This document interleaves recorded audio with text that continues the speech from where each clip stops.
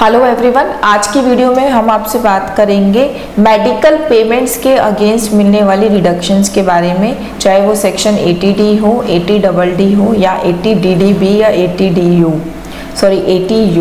तो during the year किसी भी तरीके की अगर आप मेडिकल पेमेंट कर रहे हैं तो उसकी डिडक्शन आपको मिलेगी या नहीं मिलेगी, या कितने अमाउंट तक आप उस मेडिकल एक्सपेंडिचर की मेडिकल पेमेंट की डिडक्शन क्लेम कर सकते हैं, इन सब चीज़ों के बारे में इस वीडियो में बात करेंगे। सो आइए वीडियो को स्टार्ट करते हैं। सबसे पहले हम बात करेंगे सेक्शन 80D की, deduction in respect of medical insurance. Medical insurance हर किसी का होता है, नहीं है तो करवा लीजिए, बहुत इंपॉर्टेंट है मेडिकल इंश्योरेंस होना। डिपार्टमेंट ने भी, गवर्नमेंट ने भी मेडिकल इंश्योरेंस को बढ़ावा देने के लिए मेडिकल इंश्योरेंस प्रीमियम जो आप पे करते हैं ड्यूरिंग द ईयर, उसकी डिडक्शन अलाउ कर रही है आपकी इनकम टैक्स की रिटर्न में। आप जो भी मेडिकल प्रीमियम पे करते हैं ड्यूरिंग द ईयर, उसको आप क्लेम कर सकते हैं अपनी इनकम टैक्स के रिटर्न में एज अ डिडक्शन। उतने अमाउंट से आपको जो टैक्स है आपका कम देना पड़ता है। तो ये डिडक्शन आपकी किस किस मेडिकल प्रीमियम में अलाउ है, वो है आपकी The reduction benefit is available not only for health insurance plan for self, but premium paid for the policy to cover spouse, dependent children और parents। ठीक है, अगर आप खुद के लिए मेडिकल प्रीमियम पे कर रहे हैं, मेडिकल इंश्योरेंस ले रहे हैं, या स्पाउस के लिए कर रहे हैं, या फिर डिपेंडेंट चिल्ड्रंस के लिए कर रहे हैं, या फिर पेरेंट्स के लिए कर रहे हैं, तो इन सब सिचुएशन में आपको वो डिडक्शन अलाउ होगी। आप जो भी प्रीमियम पे कर रहे हैं उसको क्लेम कर सकते हैं अपनी इनकम टैक्स की रिटर्न में। अब बात करते हैं कि कितना अमाउंट आपको अलाउ है as per income tax act. Amount of deduction for premium paid to effect or keep in force on insurance of the health of self, spouse or dependent children, maximum deduction of ₹25,000 is allowed. Further, deduction of ₹25,000 is allowed to effect or keep in insurance of the health of parents of the assessee। यहाँ पे इन्होंने deductions को दो parts में divide किया है।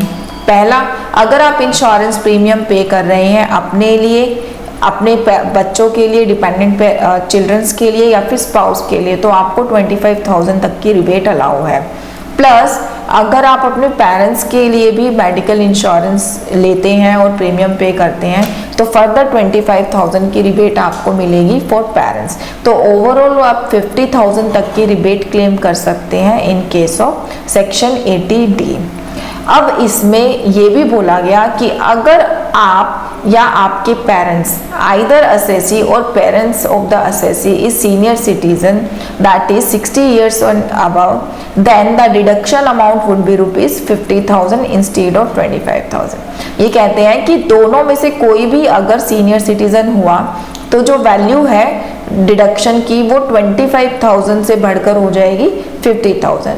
That means अगर SSC senior citizen है, पेरेंट्स नहीं है, तो ओवरऑल आपकी लिमिट हो जाएगी 75,000, 50,000 for SSC and 25,000 for parents.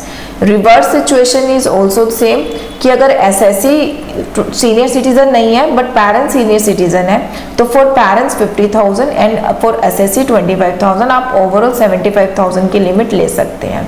But यहाँ पर एक बात कही गई कि मान लीजिए दोनों ही पार्टी सीनियर सिटीजन है तो आप दोनों के अगेंस्ट 50,000 क्लेम नहीं कर सकते। जो मैक्सिमम रिबेट है वो 75,000 ही है। आप एक ही पार्टी के अगेंस्ट जो है 50,000 रुपीज क्लेम कर पाएंगे।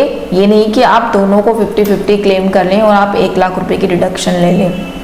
जो मैक्सिमम डिडक्शन है इन केस ऑफ सीनियर सिटीजन तो भी आपकी 75,000 है फॉर बोथ द पार्टीज। ठीक है, now will move on to next point, preventive health checkup. Preventive health checkup होता क्या है? ड्यूरिंग द ईयर हम छोटे मोटे चेकअप्स कराते हैं या फिर बीमारी चलती रहती है, हमें डॉक्टर्स को भी पेमेंट करनी होती है, तो एक्ट में लिखा गया कि आप जो भी एक्सपेंडिचर कर रहे हैं इन सब चीज़ों का, चाहे आप कैश में ही क्यों ना कर रहे हो, ये आपको अलाउ है आपकी इनकम टैक्स रिटर्न में। जो इसकी मैक्सिमम लिमिट है वो है ₹5000।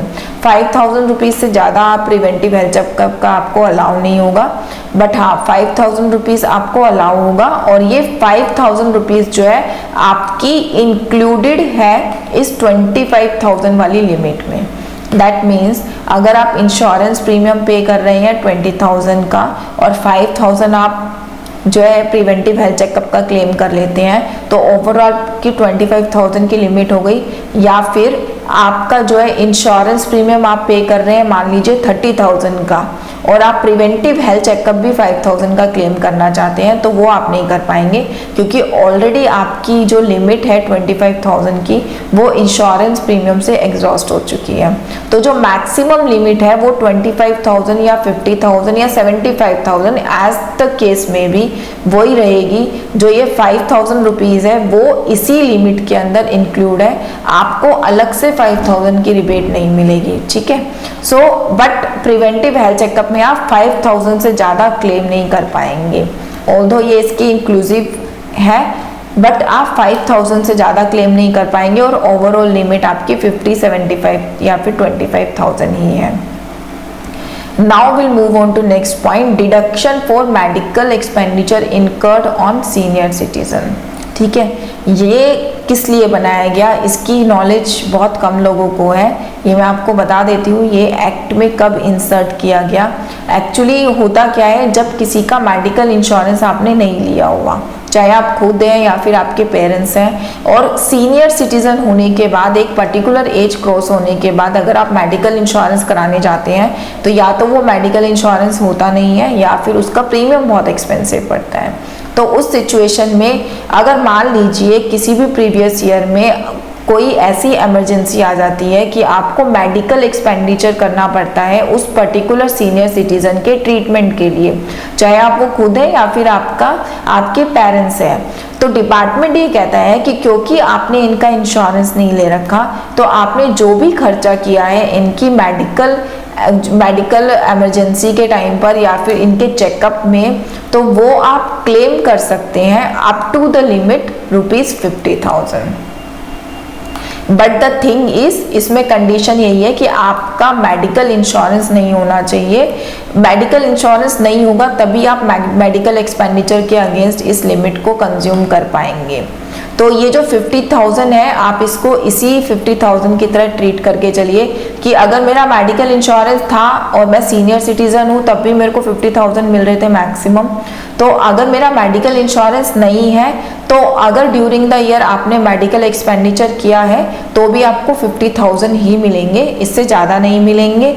या फिर मेडिकल इंश्योरेंस है, समटाइम्स ये भी होता है कि अगर मान लीजिए पेरेंट्स में मदर का है फादर का नहीं है और आपने एक्सपेंडिचर किया है फादर पे, तो भी आपकी जो ओवरऑल लिमिट है वो 50,000 ही रहेगी। ऐसा नहीं है कि आप मदर के लिए तो मेडिकल इंश्योरेंस क्लेम कर लो प्रीमियम का 50,000 और फादर के लिए आपने मेडिकल एक्सपेंडिचर क्लेम कर लिया, तो जो आपकी ओवरऑल एग्रीगेट लिमिट है वो 50,000 ही रहेगी, 50,000 से आप ज़्यादा क्लेम नहीं कर पाएंगे। तो अगर मैं इन शॉर्ट इस सेक्शन को समराइज करूँ तो सेक्शन 80D जो है ओवरऑल आपको एक्सपेंडिचर प्रोवाइड करता है 75,000 का ही, चाहे आप सीनियर सिटीजन है, इंश्योरेंस है नहीं है, मैक्सिमम आप 75,000 की लिमिट ले पाएंगे, 75,000 से आप ज़्यादा लिमिट को अवेल नहीं कर पाएंगे। अब इसको एक छोटे से एग्जाम्पल के साथ भी हम समझ लेते हैं। Mr. Sanjay, aged 45 years, paid medical insurance premium 23,000 during the year to ensure his health as well as health of his spouse। इसका मतलब उसने खुद के लिए और अपनी फैमिली के लिए जो इंश्योरेंस प्रीमियम पे किया है वो किया है 23,000। He also paid medical insurance premium of ₹44,000 during the year to ensure the health of father whose age for 67 years। Father senior citizen है, 60 ईयर्स एंड अबव है, उनके लिए उन्होंने प्रीमियम पे करा है 44,000। ठीक है, who is not dependent on him, यहाँ पे इन्होंने वर्ड यूज किया है कि पेरेंट्स उनके ऊपर डिपेंडेंट नहीं है। ठीक है। सेक्शन 80D की लिमिट को अवेल करने के लिए पेरेंट्स की डिपेंडेंसी काउंट नहीं करनी होती, चाहे वो डिपेंडेंट है या नहीं है। बट हाँ, अगर आप अपने बच्चों के अगेंस्ट ले रहे हैं तो बच्चों की डिपेंडेंसी होना बहुत जरूरी है अगर आप 80D का क्लेम लेना चाहते हैं तो, ठीक है। He contributed 4,000 to Central Government Health Insurance Scheme during the year. He also incurred 2,200 in cash on preventive health checkup for himself and his spouse and 4,500 by check on preventive health checkup. यहाँ पे इन्होंने preventive health checkup अपने लिए जो लिया है उसके 2,200 expenditure किया है इन कैश। मैंने पहले भी बताया था प्रिवेंटिव हेल्थ चेकअप आपका कैश में भी हो सकता है, आपको मिलेगा, ठीक है। और पेरेंट्स के प्रिवेंटिव हेल्थ चेकअप के लिए उन्होंने 4,500 एक्सपेंडिचर किया है बाय चेक, ठीक है। तो ये तो मिल ही जाएगा, चेक से उन्होंने किया है। तो अब देखते हैं कि ओवरऑल उनको कितनी रिबेट मिल रही है। इनके खुद के केस में उन्होंने कितना इंश्योरेंस प्रीमियम पे करा है, 23,000 पूरा इनको मिल जाएगा क्योंकि 25 से कम है। कंट्रीब्यूशन टू सीजीएचएस में 4,000 कंट्रीब्यूट किया है बट उनको मिलेगा सिर्फ 2,000 ही। The reason being maximum limit 25,000 की है क्योंकि वो सीनियर सिटीजन नहीं है, तो उनको 4,000 नहीं मिल सकता, 2,000 ही और मिलेगा क्योंकि 25,000 की लिमिट यहाँ पर एग्जॉस्ट हो गई। इसीलिए इनको प्रिवेंटिव हेल्थ चेकअप का भी बेनिफिट नहीं मिल पाएगा क्योंकि इनकी लिमिट पूरी हो रही है। Same as in case of father क्योंकि सीनियर सिटीजन है, 60 ईयर्स एंड अबव है, इनके लिए जो ओवरऑल लिमिट होगी वो 50,000 की होगी। मेडिक्लेम में इन्होंने पे करा है 44,000, इनको मिल जाएगा। प्रिवेंटिव हेल्थ चेकअप में इन्होंने किया है 4,500, ये भी इनको पूरा मिलेगा क्योंकि जो लिमिट है 50,000 की वो अभी भी बाकी है। ऐसा नहीं है कि यहाँ पे जो 50,000 की लिमिट अभी भी बच गई है 1,500 रुपीज से, आप इसको यहाँ यूज कर लो, ऐसे इंटरचेंजेबिलिटी अलाउ नहीं है। इनकी मैक्सिमम 25,000 अलाउ है, इनकी मैक्सिमम 50 अलाउ है।